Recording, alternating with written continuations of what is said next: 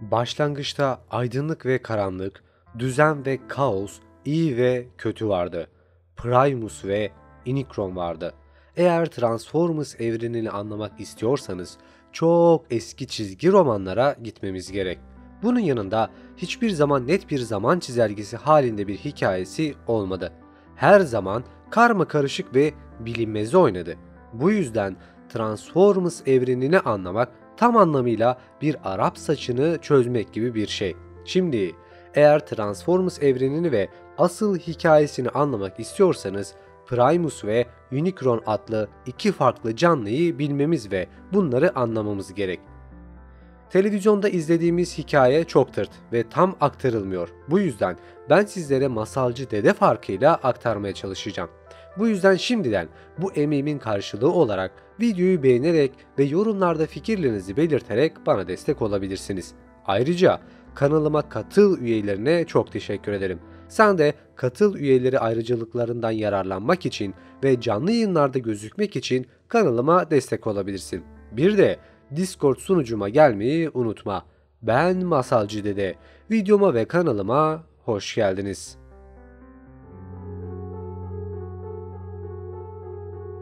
Şimdi her şeyden önce Primus ve Unicron'un hikayesini anlatalım. Efsaneye göre zamanın başlangıcında Unicron ve Primus vardı. Çağlar boyunca birbiriyle savaştılar ve her iki taraf da uzun süre galip kalamadı. Ta ki Primus 13'ü yaratana kadar. Orijinal Prime'lar. Bu 13'ler Unicron'u yendi ve onu uzayın karanlık boşluğuna fırlattı. Primus daha sonra Cybertron'un çekirdeğiyle bir oldu ve Sparks aracılığıyla yeni Cybertrion'lara hayat getirdi. Şimdi olabildiğince sizlere net bir biçimde açıklamaya çalışacağım. Peki bu savaşlardan sonra ne oldu ve bizim gezegenimizle ne alakası var? Unicron sürüklenirken ve uzayın karanlığında uyurken yer çekimi alanı nedeniyle uzay enkazı etrafında toplanmaya başladı. Sonunda bir güneşin 3. yörüngesine takıldı ve Samanyolu galaksisindeki dünya gezegenin tam çekirdeği haline geldi.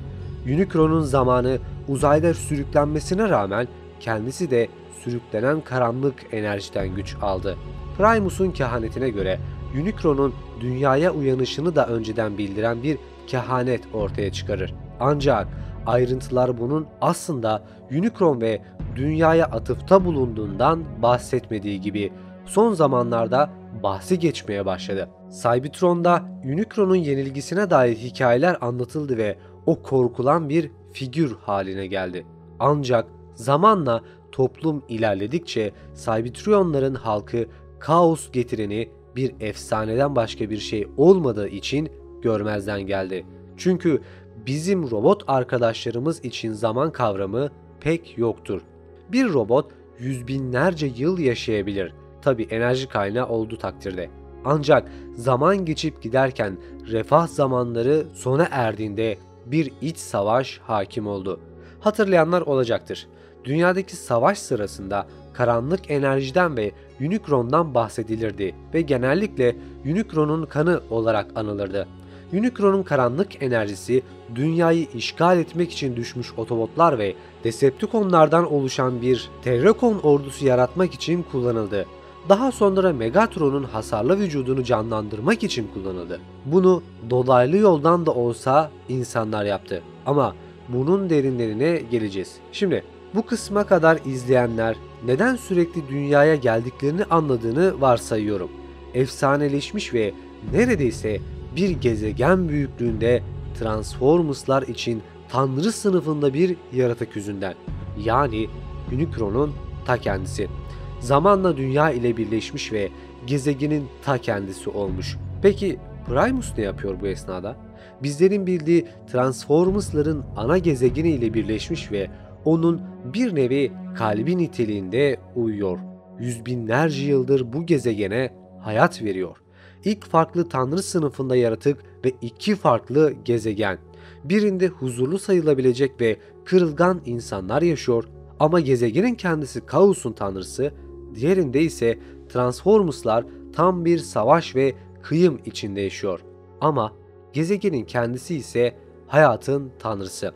Tabi bu sıfatlar Transformers evreni için geçerli. Yani burada tanrı dediğime çok takılmayın, sonuçta bu bir hikaye. Bu iki zıt karakter ve iki zıt yaşam oldukça trajik bir hikaye sunuyor. O esnada ise dünyadaki insanlar ne olduğundan habersiz yaşam mücadelesi vermekte. Tarihi kaynaklar Transformers'ların ne kadar süredir yaşadığını bilmiyor. Ancak dünya yaşının 4,5 milyar yıl olduğunu düşündüğümüzde Primus ve Unicron'un yaşının 4,5 milyardan yıl öncesine dayandığı sonucuna varabiliriz. İkisi de neden savaşıyor sorusu bilinmez.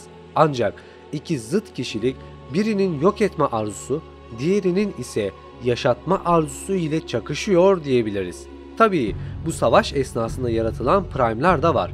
Bunlar kim sorusuna şu sözlerle başlamak istiyorum. Biz 13 kişiyiz. İlkiz, unutulmuşuz.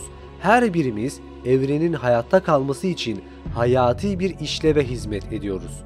Her birimiz bir prime belirledik ve sonsuzluğun uzun yürüyüşü sırasında hizmet etmesi için bir işlev verdik. Burada bahsi geçen prime kelime anlamı en önemli anlamına gelir. Buradaki maksat bir görev bilinci demektir. Peki bu prime'ler kim ve ne yapmaktadır? Prima, 13'lülerin lideri, bir ışık savaşçısı ve yıldız kılıcını kullanan ilk Matrix taşıyıcısı. Vector Prime, zaman bıçakları aracılığıyla manipüle edebildiği zaman ve uzayın efendisi. Alpha Train, Primus'un kayıt sorumlusu. Cybertron'un geçmişini, bugününü ve geleceğini kaydetmekle görevli robot. Solus Prime, inanılmaz çekici kullanarak Prime'ların birçok silahının usta ve zanatkarı ve yaratıcısı. İlk kadın Cybertron'dur. Micronus Prime, onların gücünü artırabilen 13'ün vicdanı ve ilk minikon, yani mikro uzay alternatif boyutunu yaratmaktan sorumlu kişi. Bu arada minikonların sonradan bir hikayesini anlatacağım çünkü burada çok önemli bir görevleri var. Alchemist Prime, hem maddi hem de manevi anlamda herkesten daha ileriyi ve daha derini görmesini sağlayan merceklerinin yardımıyla doğal dünyanın temel yapısına bakar. Nexus Prime, ilk ve en büyük birleştirici, tahmin edilemez, değişimden büyülenmiş ve kaygısız bir şakacı.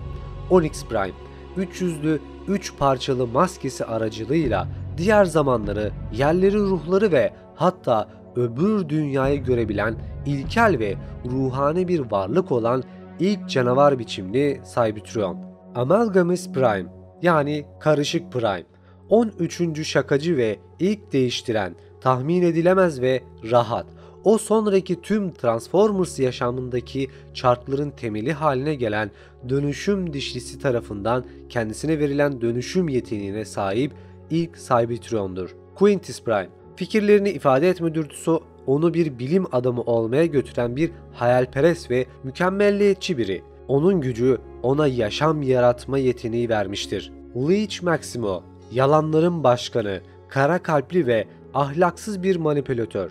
Kendisi farazi olarak toksin yüklü, gerçek becerisi başkalarını kendi düşünce tarzına ikna etme yeteneğiydi. Phelan, bir zamanlar entropinin koruyucusu, bilinen adı Megatronus. Bu karanlık savaşçı kardeşlerini sırt çevirdiğinde tarihten silinmişti. 13. Prime, 13'lerin sonuncusu ve en gizemlisi. Kesin olarak söyleyebileceğimiz tek şey onun liderlik matriksi ile güçlü bir bağı olduğu. Evet, bu zamana kadar duyduğumuz bu prime'ların aslında insandaki bazı karakteristik özellikleri temsil ettiğini varsayabiliriz. Şakacılık, bilgelik, şevhet, merak ve düşünce, cömertlik, yalan ve ihanet, vicdan ve merhamet, yaratıcılık gibi özellikleri taşır.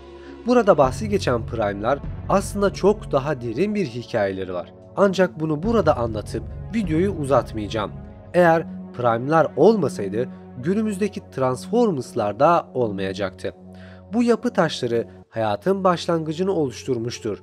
Bu ise sadece bir başlangıçtı.